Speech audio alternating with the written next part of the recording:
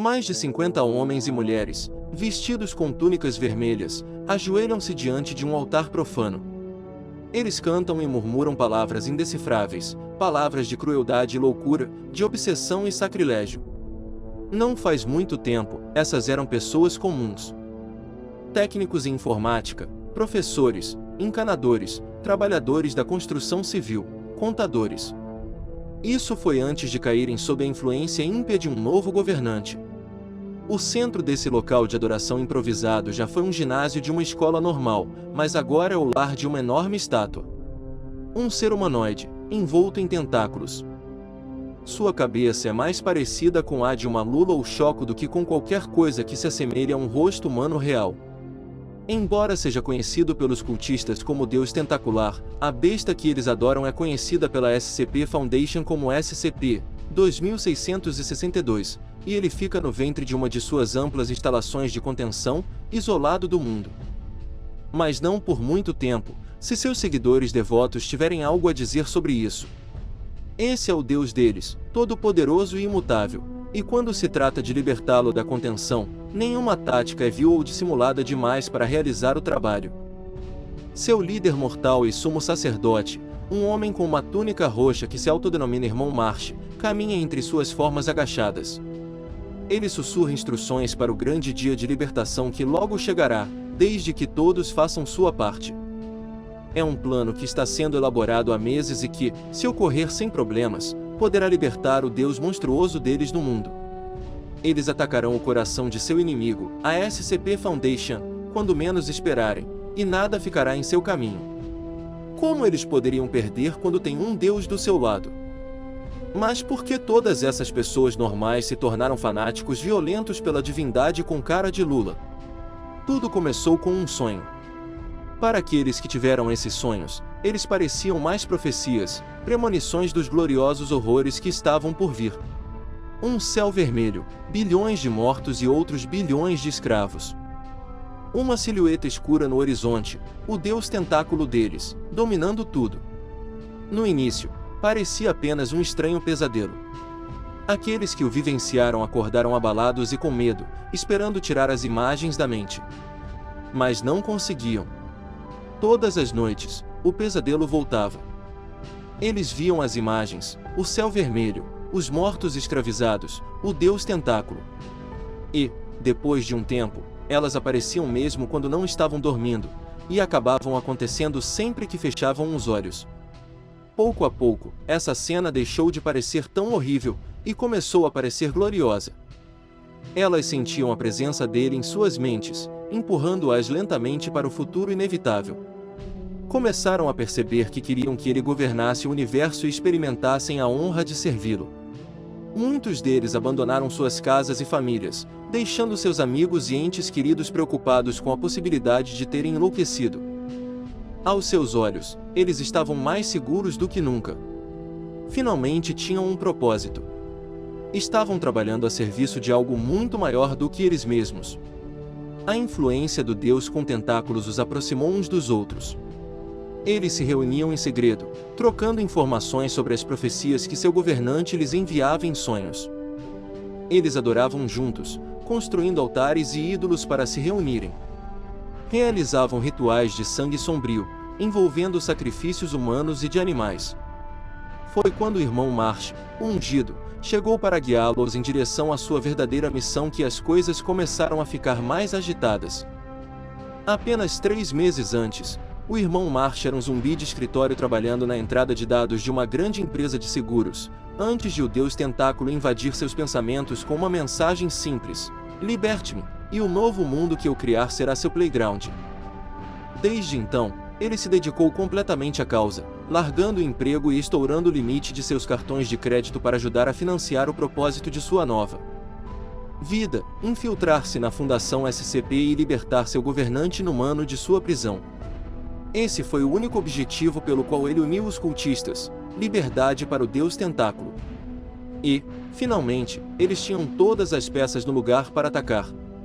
Eles finalmente reuniram as informações necessárias para subverter a vontade da organização secreta mais poderosa da Terra. Até mesmo a instituição mais forte é feita de pessoas, e as pessoas são fracas. Ao contrário do todo-poderoso Deus Tentáculo, as pessoas podem ser quebradas.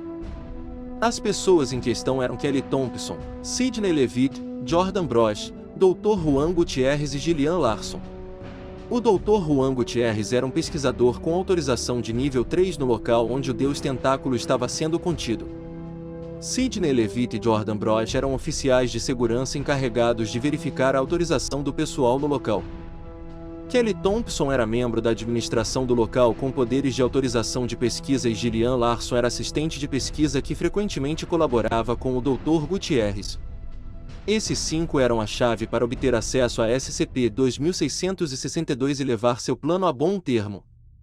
Normalmente, os dossiês pessoais das pessoas que trabalhavam para a Fundação eram altamente confidenciais, mas os devotos do Deus Tentáculo tinham seus métodos.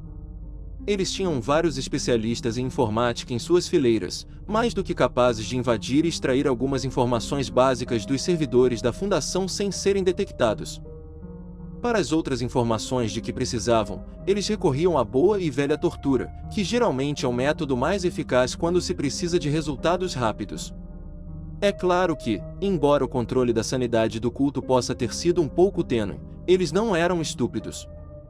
Ao reunir suas informações, eles também se certificaram de descobrir o que exatamente estavam enfrentando.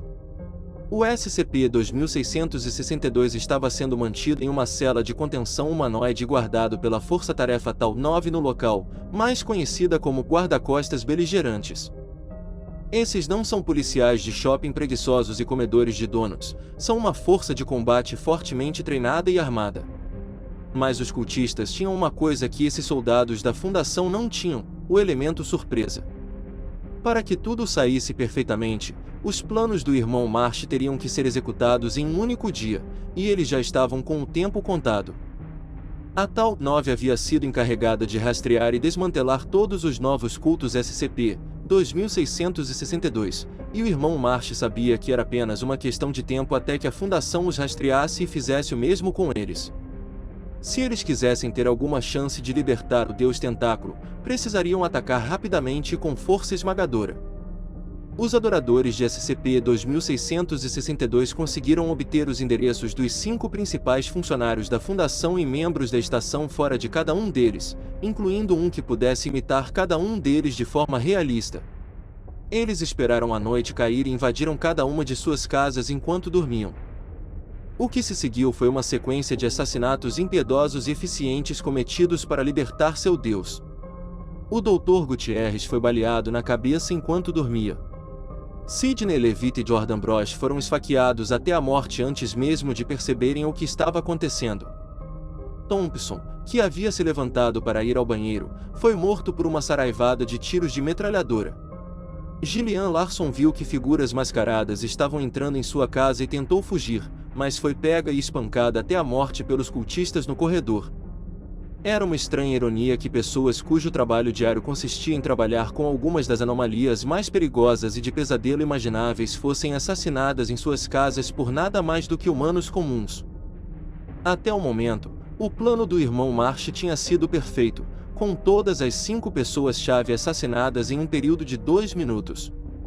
Em seguida, os doppelgangers selecionados roubavam roupas dos armários de suas vítimas e recebiam a documentação forjada correta. Na manhã seguinte, cada substituto iniciou sua jornada para o local onde o Deus Tentáculo estava sendo contido, enquanto o restante do culto se armava para se preparar para sua própria parte no plano. Ninguém na Fundação parecia ter notado nada de errado quando os 5 chegaram ao local. Quando você trabalha para a Fundação SCP, mais energia mental é dedicada a seguir as regras que o mantêm vivo do que a memorizar os rostos de todos os seus colegas de trabalho, e cada um deles se posicionou perfeitamente, desaparecendo na familiaridade da vida no escritório. Mas infiltrar-se no local era uma coisa, passar pelos guarda-costas beligerantes e entrar na cela do Deus Tentáculo seria outra completamente diferente. É aí que o resto do culto entraria em ação. Fortemente armados com todas as armas de fogo que pudessem ter em suas mãos, o restante dos devotos do Deus Tentáculo, incluindo o irmão Marsh, atacaria o local de contenção de frente. No caos que se seguiu, os 5 cultistas que já haviam se infiltrado no local poderiam aproveitar a distração e invadir a câmara de contenção. Era perfeito. Eles lançariam seu ataque de fora e de dentro. Quando o irmão Marsh declarou que era o momento certo, o ataque começou. Uma legião de cultistas armados parecia ter surgido do nada e começou a atirar no armazém que servia de fachada para o local de contenção. O local rapidamente mobilizou guardas e membros da força-tarefa para enfrentar a ameaça repentina e, assim como o irmão Marsh havia previsto, o diretor do local convocou a maior parte da Tal 9 para ajudar a repelir os cultistas violentos de seu perímetro. A Tal 9 obedeceu, deixando 3 membros da força-tarefa para trás para guardar a câmara de contenção do SCP-2662. Eles esperavam estar protegendo a cela de fanáticos religiosos furiosos que buscavam uma audiência com seu Deus. O que eles não esperavam era que um grupo de 5 funcionários da fundação se aproximasse deles e abrisse fogo, matando 2 membros da Tal 9 e levando o terceiro como refém. Enquanto a guerra estava sendo travada do lado de fora, os infiltrados encontraram a cela de contenção do Deus Tentáculo na ala de humanoides de baixo risco. O refém insistiu que usá-lo não lhes daria nenhuma vantagem, o resto de sua equipe neutralizaria todo o grupo, inclusive ele, se isso fosse necessário para detê-los. Os infiltrados explicaram que usá-lo como vantagem nunca foi a intenção deles, ele não era um refém. Ele era um sacrifício. Os cultistas do Deus Tentáculo detonaram explosivos, criando um buraco na parede e finalmente dando-lhes acesso à sua divindade. Eles escalaram o buraco e o contemplaram com admiração. Lá estava SCP-2662, 2 vezes mais alto que um homem comum, com 10 tentáculos enormes saindo de suas costas. Em seus meses de imaginação dessa criatura, eles a imaginaram sentada em um trono feito de milhares de ossos humanos, pronta para ditar seus comandos aos libertadores obedientes. O que eles certamente não esperavam era ver o Deus Tentáculo debruçado sobre uma tela de computador. Ainda assim, os deuses trabalham de forma misteriosa, então eles seguiram o plano e começaram a cantar. Eles pegaram uma adaga de sacrifício e começaram a sacrificar o membro capturado da Tal 9. Foi nesse momento que o SCP-2662 se virou e viu o que eles estavam fazendo com um olhar de puro horror. Ele se levantou do computador, com os fones de ouvido presos ao fazer isso. Ele disse a eles para irem embora, que não os queria aqui e que o fato de eles assassinarem pessoas em seu quarto daquela maneira era falta de consideração e nojento. Os cultistas ficaram ainda mais confusos, porque o Deus deles não estava aceitando suas oferendas. O que eles estavam fazendo de errado? Eles tentaram entoar mais cânticos e pintar símbolos arcanos no chão com sangue, mas isso só pareceu deixar a criatura mais furiosa. Ele disse a eles, em um tom mais apropriado para um adolescente do que para um deus Lovecraftiano, que o deixassem em paz para que ele pudesse jogar seus videogames. Isso não foi nada legal. Os cultistas ficaram perplexos. Disseram ao Deus Tentáculo que estavam lá para libertá-lo. Ele respondeu que não precisava de nada. Ele respondeu que não precisava ser salvo. Ele respondeu que não precisava ser salvo. Que perseguidores malucos como eles foram a razão pela qual ele se entregou à fundação em primeiro lugar. Antes que os infiltrados cultistas pudessem dizer mais uma palavra, os membros restantes da Tal 9 invadiram a cela de contenção e os mataram com precisão cirúrgica. A guerra lá fora já havia terminado. O irmão Marsh e o resto dos cultistas foram todos mortos no tiroteio. A Tal 9 não pareceu nem um pouco surpresa ao entrar na cela do 2662. Infelizmente, essa era uma ocorrência comum. Eles tinham que lidar com uma tentativa de invasão de culto a cada poucos meses, porque a principal habilidade anômala do SCP-2662 é inspirar cultos violentos que o perseguem e o adoram incansavelmente com rituais arcanos e sanguinários. O problema é que o 2662 não faz isso conscientemente, definitivamente, não gosta dos resultados. É por isso que ele está sob os cuidados voluntários da SCP Foundation, que o mantém entretido com videogames e material de leitura, enquanto se defende dos cultos malucos que tentam invadir e sequestrá-lo. Após o fim do The Devotees of the Tentacled God, apenas um dos muitos cultos que invadiram a cela de contenção do 2662, os membros restantes da Tal 9 pediram desculpas à criatura com tentáculos pelo distúrbio, permitindo que ele voltasse a jogar. Eles garantiram a ele que provavelmente levaria pelo menos mais alguns meses até que algo assim acontecesse novamente. A célula do SCP-2662 foi consertada, e a Fundação voltou à sua tarefa de procurar possíveis emancipadores cultistas, porque para a Fundação SCP, nem sempre se trata da anomalia que está sendo mantida em contenção, mas do que está sendo mantido fora.